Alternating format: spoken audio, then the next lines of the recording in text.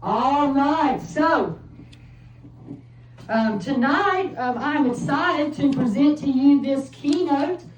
This is going to be a really good keynote. I've never done this keynote before. Like a lot of my sessions and keynotes, I don't do these often. And so building literacy, one reason why I love building literacy is because I get to present to all of you lots of different things. And especially about this, especially this conference, and especially lots of other things. And I'm really incredibly excited. Well, this is entitled the Special Needs Clipboard. And I'm here to tell you that there are some things that and I forgot to bring my clipboard now, but from my office. But we are putting, you want to go get it? Okay. So this is a few things that when you're working with special needs, you need to remember. You're like, oh, here we go. We need to do all this. We need to, this is why we need to do all this. We need to, no. Stop that right now. I'm going to tell you what we need to do. What's the right thing and what's the wrong thing, kind of working with, what thing we need to pay attention to, doing with kids and other people with special needs. And I'm here to tell you, I'm an honorary occupational therapist here in Northeast Tennessee, and I am here to tell you, people, I'll tell you this, I'll start this off here. People remember every single thing that you do. I'm here to tell you, I could tell you some stuff right now that I've seen that I don't want to remember. I could tell you multiple stuff that is just mind-boggling. And so we're going to try to remember to not do that tonight. And we need to move this because of that. Okay, sorry y'all. So that's the upside down letters of our actual logo, and it's pretty bad. But never mind. So we are incredibly excited about all the fun that we will be doing here this week and this weekend, and I'm thankful that you all are a part of it. Let me tell you this. I'll start you with this. Everyone deserves a voice. I'm here to tell you I've done special education, pediatric therapy forever. This is my seventh year as an honorary occupational therapist, and I've done pediatric therapy forever. Lots of people know that I have apraxia, which is a verbal and global. Verbal and global. Verbal is how you talk. Global is more hands-on, more other things. Well, here I'm telling you this. I will tell you this. Everyone deserves a voice. Their voice deserves to be heard, and their voice and they deserve for you to listen to them. Folks, I'm here to tell you that is what people with special needs need. When somebody comes to you and says, hey, can you listen to this? Can you help me? Can you do other things? Folks, I'm here to tell you, those people, especially people with apraxia, are just learning how to hear their own voice. They're talking, they're doing all this. Listen, do you realize that there is people at age 20 that does not know that are still not talking? Do you know that? So my thing is here, what can we do for them? We can help them. We can do what we need to do for them. But folks, I'm also here to tell you this. In a school environment, this is where kids, adults, some of y'all are surprised I just said that, need us. Listen, do you know that there is people that like me, I couldn't talk till I was age 4. When people go into a classroom, pre-K, kindergarten, and we And we act like they are not different. Folks, I'm here to tell you, if you don't understand anything else I say out of this keynote, listen to this. If you think there is people with special needs that think they are the same, you are wrong. You know why I say that? Because everyone on this earth is different. So don't expect someone that is different than you to think that they're the same too. I forgot I'm not in church service. Never mind.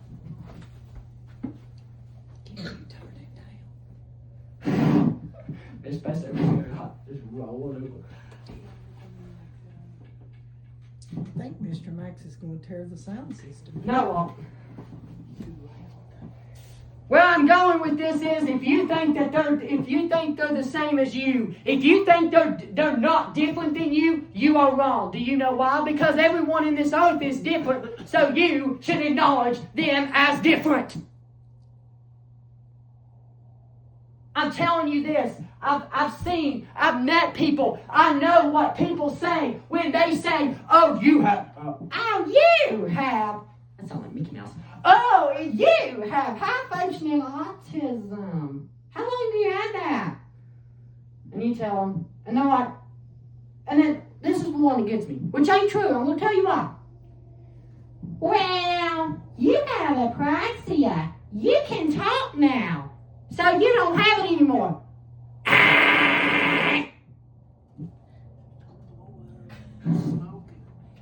Folks, I'm here to tell you right now, if you hear anybody say that, run. Do you know why you need to run? That is hogwash, straight from the garbage can, or a lot of other stuff that I'm not going to mention that should end up in the first place. I'm here to tell you, I don't care to admit it. There's a lot of things. There's a lot of things. There's a lot of things that you need to realize.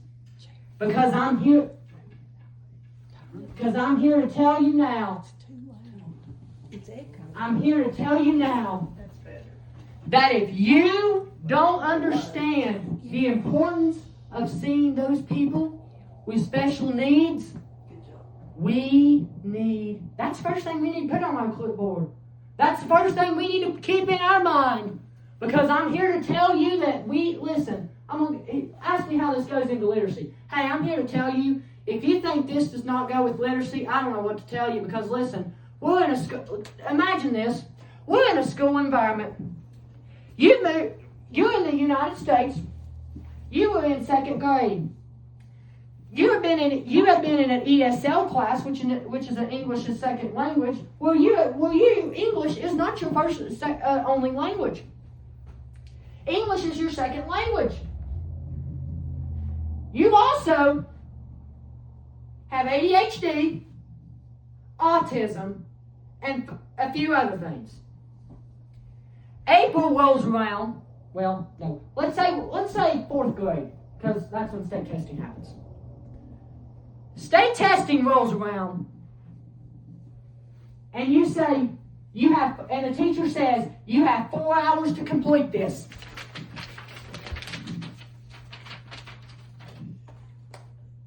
Written in English, don't know anything it says, because that ain't your language. Imagine that. Could you imagine how hard that would be? That's how some special needs kids are doing when they're walking into school buildings. That's why if we don't recognize them, we got something wrong. Tonight in this keynote, I'm going to tell you a few things just like that. How I've seen people like that.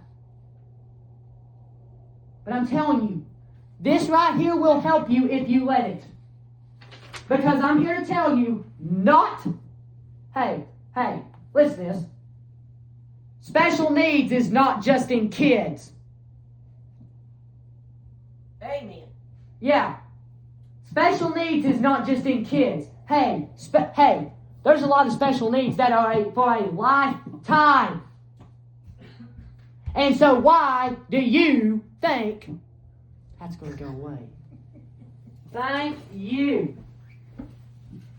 That's one thing you need to put on your clipboard. I was wondering why you didn't have I'm here to tell you that's one thing. If that needs to be on the top of your clipboard, you need to. Special needs children deserve a voice. They deserve for them to hear their own voice. They deserve for you to listen. Oh, this is getting good right about now. Where's the chair? I'm about to stand on it. This is a good time for you to say, hey, we're about to enter into a school year. I can care less what everybody else is going to do because I have kids right in front of me. I have people wow! I got kids. Whoa! I got kids right in front of me. I got people right in front of me. I want to see people on that car line. I want to see people on that. And they are those people that need you the most. They are the people that, wow! They are the people. They'll give me that literacy knowledge there right now. They are the people that you need to say, hey, I'm going to feel some of that. I'm going to help them a little bit. I'm going to help them a little bit. No wonder my knee hurts. You're very passionate, and I applaud that. I'm going to tell you this. Don't be so loud, though. I've been practicing this keynote all day long. Watch the TV. Watch till I start singing. Whew. Watch the TV. If I don't make it ink pen work, there's no ink in it. I'm here to tell you right now. Excuse me, I have a suggestion. Yes. On your whiteboard over there, could you write the number 1 thing? So for those taking notes, you could write number 1. What would you put on the clipboard? In a few seconds, I will. We'll write that down. Because I'm going to use that for just a second. Right. Folks, I'm also here to tell you this. Lower your voice because it echoes. When we are in here, when we are doing something for somebody, listen, I'm going to tell you this. This is an environment of special needs. This is an actual thing of special needs in ELA. Listen to this. This is research-based. Here we go. Listen to this. Write this down if you want to. I don't care. Children with special needs often have a different income in ELA due to learning, communications, or developmental differences. Stop right there. Hallelujah. What did I just say previously? Everyone deserves a voice. You are not the same as them. They are not the same as you.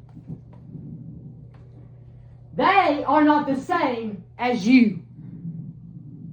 Because I'm here to tell you, sorry, this microphone really echoes a lot. And I've tried to adjust the audio frequency and it's kind of weird. Don't be so loud. Listen, when you are working with anybody, let's say you're in a market, you work at a front desk, or you're retired, or whatever you do as in your job or in your living. I'm here to tell you this. You will, listen, now don't ask people, but you might know. Listen, Mr. Max Whitaker, that CEO of the Read Along Friends, I watched Building Literacy tonight. I watched Building Literacy 2 months ago, and he gave me some ideas that if you're an inclusion teacher, if your district does that, like my district does, one teacher in a grade level has the inclusion teacher, all the inclusion students, the special education students in their homeroom. Says this, I'm going to do my best to help those people. I'm going to do my best to be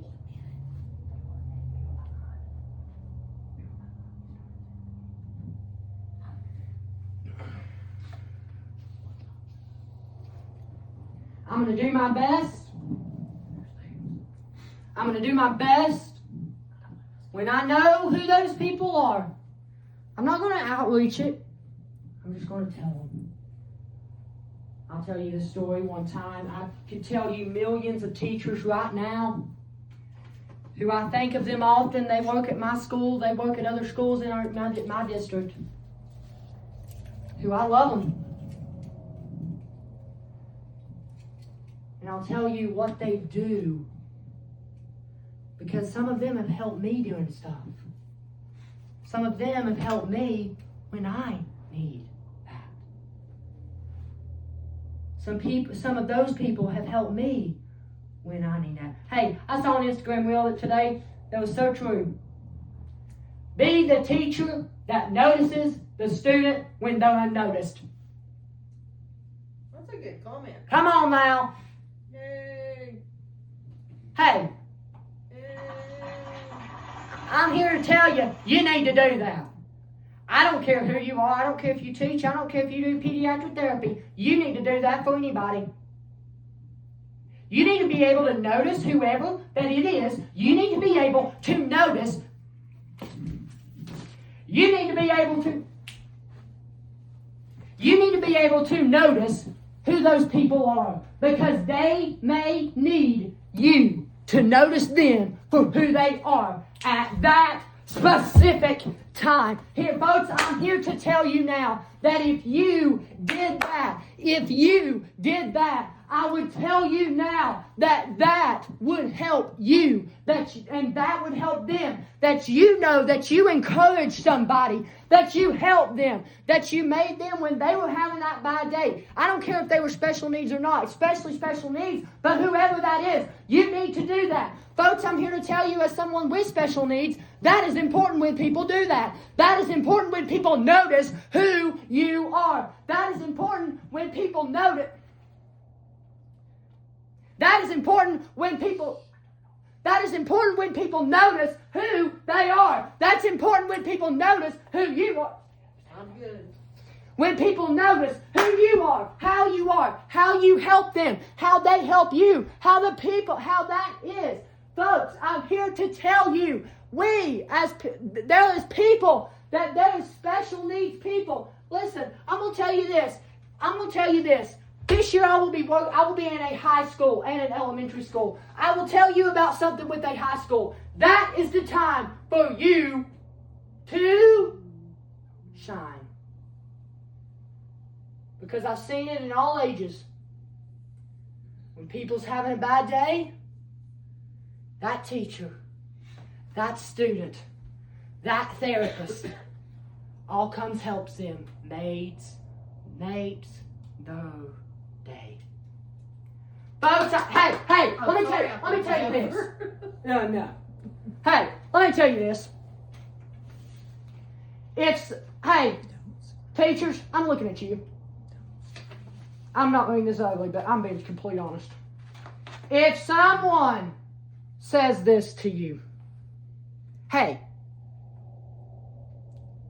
I'm having a bad day. Someone over here made fun, which you should never do, made fun of me, the disability. Happens everywhere. You would be surprised the stories I hear. And I'm not lying, it's ridiculous. When somebody says, hey, can I go see this teacher? That's their comfort. Please let them do it. Because listen, that time, you can make, you can make an important difference right then and there for them. You could do it. I know you could. You just have to be open and say, yes, I will do that. Yes, I will do that. Yes, I will help them. Listen, I'm here to tell you, I'm here to tell you this. Kids with special needs need us. I'm here to tell you this. If you cannot make fun of someone. That's something else to put on that clipboard. You cannot make fun of someone that has a disability. That is the biggest no-no. That is hogwash straight from the garbage can. You gotta hurry because you're next. We're state testing boys. Yeah, I said it. I said it. And I'm also here to tell you this. If you, as individuals,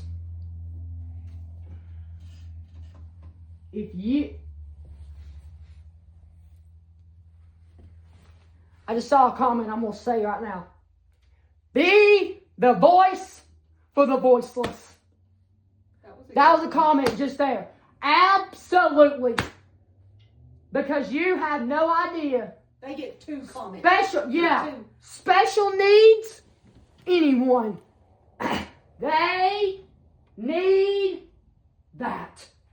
Because folks, I'm here to tell you, that is so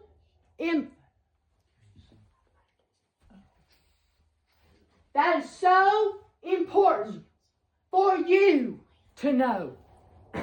Put that in perspective. I'm going to tell a story and I'll be done with this. Hallelujah. That was bad. No, I want to hear your story. I remember many years ago. You're so old. Because I'm so old. You're 90. I'm just 15 and my knee and my back say differently. Mostly my knee. Just wait. But I remember, I'm going to tell this story. And I'll tell Stop pacing. You're making me dizzy. this story is really important. I went on a trip a few months ago. And this trip was my first, I've been in education, this will be my 12th year in education. And I went on my first overnight field trip I'd ever been on.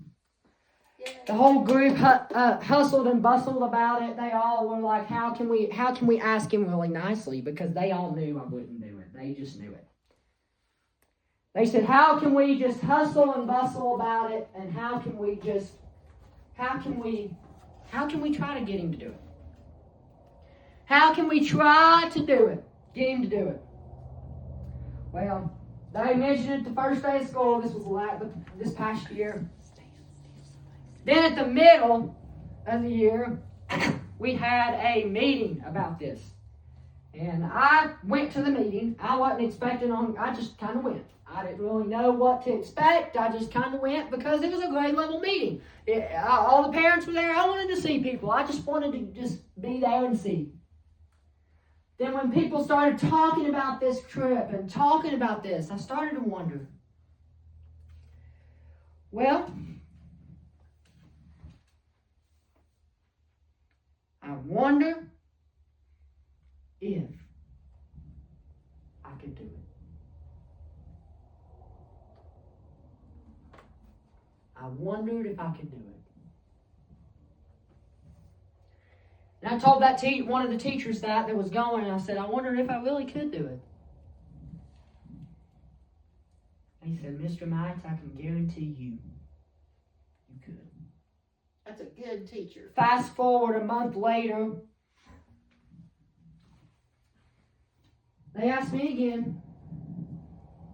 And I told them, I don't know. I didn't know. And then, about 2 weeks after, I started thinking about it, and I was like, yes, I guess I will.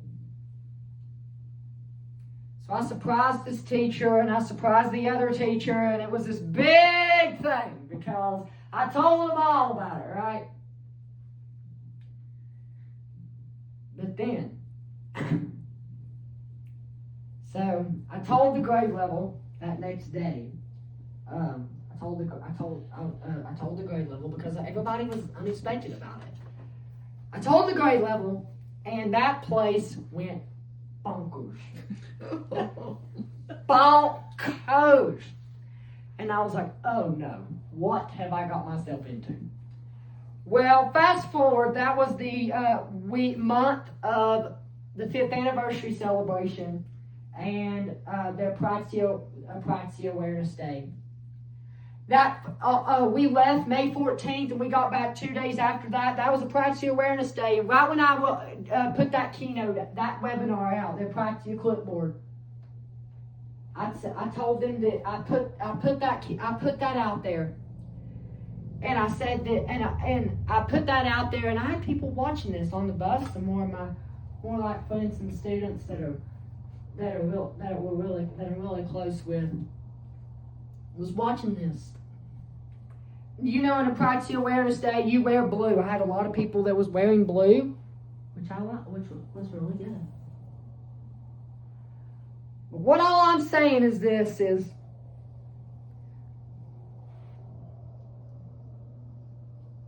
I already didn't know those people that would say, hey, we'll help you. We'll do this. We'll do this. We'll do this. Well, it'll be a really fun time. It was really funny at 1 a.m. when I got a phone call about a dishwasher in my hotel room. I'll tell that story that I was riding go-karts. Yeah, I sat there with 2 teachers. I was sitting there at 1 a.m. and I heard ring, ring. And I was like, and I said the district name and the school name and then me, because it was kind of funny. It was just kind of a running joke, because I was like, because I would just say the school name and then me, but then we were on a field trip, so I had to act professional. Oh wait, I'm always professional. Okay. Okay. Now, so, and they said, oh, we're here to ask you if your dishwasher is broken. I was like, okay, number one, I have no dishwasher in my hotel room. But I'll tell you this, that helped me. Because people was like, well, y'all know Mr. Max Whitaker is still awake, so we will find out. And then, but I'll tell you You this. had a great trip. I'll tell you this.